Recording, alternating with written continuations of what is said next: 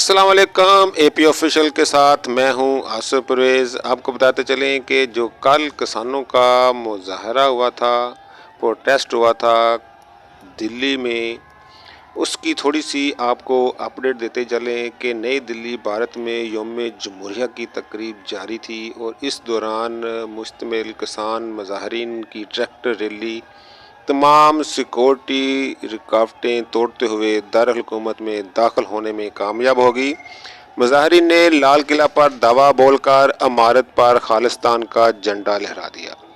भारतीय मीडिया के मुताबिक भारतीय पंजाब के किसान मोदी सरकार के मुतनाज़ा ज़रई पॉलिसी के ख़िलाफ़ 3 माह से नई दिल्ली के सरहदों पर सरापा एहतजाज थे और आज भारत के यौम जमहूरिया के मौका पर जब नई दिल्ली में सख्त सिक्योरिटी नाफिज है और इस तकरीब का इनकाद किया गया है, मुजाहिरीन की ट्रैक्टर रैली तमाम रुकावटें तोड़ते हुए दारुल-हुकूमत के अंदर दाखिल होगी। किसान मुजाहिरीन की मंजिल लाल किला इमारत थी, जिस तक पहुंचने से रोकने के लिए दिल्ली पुलिस ने शहर भर रुकावटें खड़ी की थीं और बड़ी तादाद में नफरी तैनात की थी। ताहम ये तमाम तैयारियां धर्म की धर्म रह गईं और किसानों की ट्रैक्टर रैली लाल किला तक पहुंच गई। मुजाहिरीन शदीद नारेबाजी करते हुए लाल किला के गुंबद पर चढ़ गए और खालिस्तान का झंडा लहरा दिया।